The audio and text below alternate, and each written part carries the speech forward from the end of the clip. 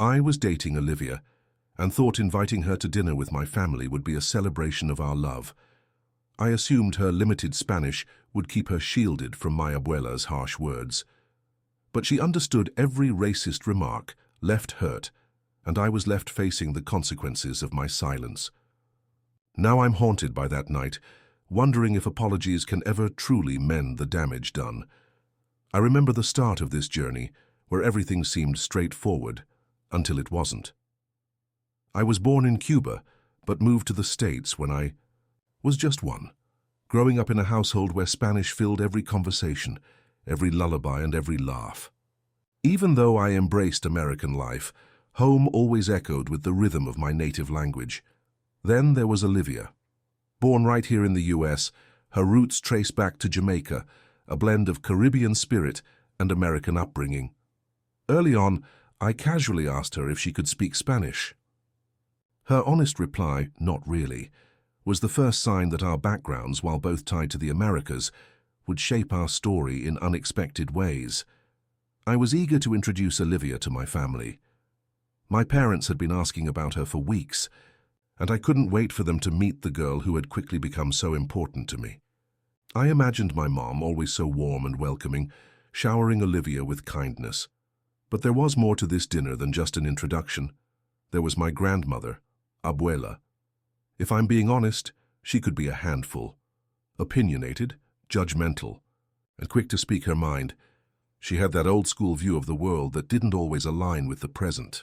I wanted this evening to go smoothly, so I prepaid for her arrival by giving my family a heads up about one thing. Olivia didn't speak Spanish. I figured it would eliminate any awkwardness or confusion at the table. After all, the area we lived in didn't have many Latinos, and Spanish wasn't something anyone just assumed you understood. The last thing I wanted was to draw attention to our cultural differences in front of my family, especially not with my grandmother around, whose views on these things could be a bit, let's say, backward. When Olivia walked through the door, a smile spread across my face. She looked beautiful, confident but shy at the same time, the perfect balance to her bubbly but soft personality. My parents welcomed her with open arms, chatting her up as I expected. And surprisingly, even my grandmother, though a little more reserved, greeted her with a polite nod. I thought it was going well, too smoothly in fact, but I should have known better. You can't expect things to always go as planned when you have someone like my grandmother in the room. The evening started slipping away when my abuela, always, the unpredictable one, decided that tonight was the night she'd let her frustrations spill. As always, she didn't exactly hold back, but this time her remarks were sharper, more pointed. I could feel the shift in the room when she started making passing comments about Olivia, things she thought I wouldn't hear, things that either flew under Olivia's radar, or so I assumed. It began with her muttering about Olivia's appearance, calling her dark, like it was some sort of dishonor. She even made a comment about how Olivia looked more African, like it was a negative. I felt my stomach churn as she went on to question Olivia's family, as if her background could somehow be judged based on the color of her skin. And then, as if it couldn't get worse, she spoke of my grandfather, who wasn't even around anymore, saying in Spanish how he would never approve of Olivia, that she didn't belong in the family. I froze. I told her to stop, twice, tried to hush her, but it didn't seem to make any difference. Her words didn't just fill the space, they poisoned it. What crushed me even more was the laughter of my father and brother, awkward, embarrassed. I know they didn't mean it maliciously, but it felt like they were more uncomfortable with my grandmother's ranting than trying to stop it. Every word she said, every laugh from my family dug deeper into the pit of my stomach. I thought Olivia hadn't picked up on any of it, that she wasn't aware of the venom swirling around us. But I was so wrong. The dinner was starting to feel unbearable. Olivia, ever gracious, kept a smile on her face, but even then I saw the subtle tension in her eyes, the shift that told me she wasn't unaffected by what was happening. At some point she quietly stood up and excused herself. "I think I'm getting a migraine," she said, her voice softer than usual. She thanked everyone, quickly saying her goodbyes, and then left the house in a hurry. I wasn't sure what to think. Part of me believed it was just the stress of the evening catching up with her, but deep down, I had a nagging suspicion that she knew more than she let on. I had assumed that Olivia couldn't understand Spanish, that she hadn't heard the full weight of those demeaning words. How wrong I was. After she left, I tried calling her, but she didn't answer. I told myself it was okay. Maybe she would feel better and we could talk tomorrow. But even then, the guilt was already creeping in. I had ignored those remarks in hopes she would stay unaware. But what had I done? And did she truly not hear any of it? Or perhaps was I the one underestimating her all along? The next day, Olivia and I had it out. I called her, apologizing for everything, but the anger in her voice was unmistakable. She was furious, not just with my grandmother, but with me. She wasn't blaming my entire family, but what really hit hard for her was that I hadn't stood up for her, that I hadn't defended her when I should have. She told me she felt like an idiot, that I hadn't trusted her enough to tell her the truth. She was upset because days before she had defended me to her friend who had warned her about Cubans being racist. I never went into the reality of my family dynamics, thinking I was doing the right thing by protecting her from what I believed would be an awkward situation. But by doing so, I had completely underestimated her, and worse, didn't take into account that silence in the face of ignorance only made things worse. It wasn't just the grandmother's words, it was the laughter, the uncomfortable way the rest of the family handled the situation.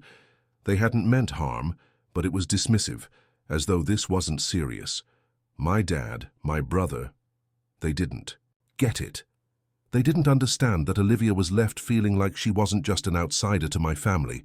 They made her feel like she was less than. And I let it happen. I didn't do anything to stop it.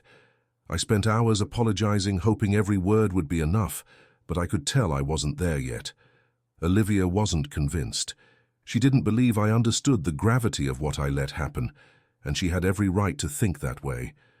It was hard for me to face up to the truth, that I had failed her the moment I stayed silent. That moment of silence had left an indelible scar. We talked things through for hours that night. I apologized over and over, but it wasn't just a matter of saying the right things. It was about showing her I got it, that I understood why she would be angry, hurt, and confused by my inaction. And more than that, I needed to show her that I was truly willing to make changes, to call out the things that were wrong, no matter how uncomfortable it was. Slowly, she softened, but not easily. She needed time. We both did. That day wasn't the end of the pain, not even close, but it was the start of rebuilding trust, something I was determined to do. The whole family had to reckon with the reality that although they meant no harm, they had still failed. My mum and dad, when they finally understood the depth of what had happened, apologized too. My brother, in his own awkward way, tried to handle it, telling Olivia he was glad they could go to the amusement park together. It was messy. It was difficult. But for better or worse, transparency was bringing us somewhere we weren't sure we'd get to. It wasn't easy, but we eventually found our way through the tension. After days of apologies, Olivia finally agreed to meet with my parents and my brother. They expressed their regret, explained the complexity of the situation with my grandmother, and assured her that they loved her. My mother even wrapped her words in a gift, a small token of goodwill to show she genuinely cared. It wasn't perfect, but it was their way of trying to make amends. Still, the pain was fresh. Olivia wasn't ready to forgive everything so quickly, especially when it came to my grandmother. She didn't want to be forced into a confrontation with her, and I promised her I wouldn't push, but I did insist that, for her to remain in my life, my grandmother owed Olivia an apology too. The days that followed felt like a new chapter. Slowly but surely, we began to rebuild, though cautiously. A trip to the amusement park with my younger brother was one of those small restorative moments.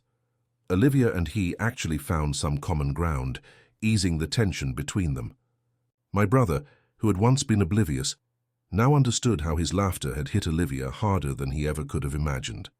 Eventually, Olivia agreed to join my family for a weekend beach trip, and even though she kept to herself a bit, she softened her stance. She had a hard time fully trusting my grandmother, but she'd agreed to give them all a chance.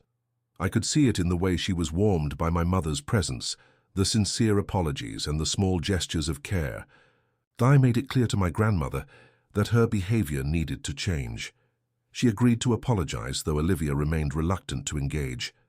It wasn't an easy road, and I wasn't sure whether everything would eventually heal, but at that moment, it felt like a fragile piece.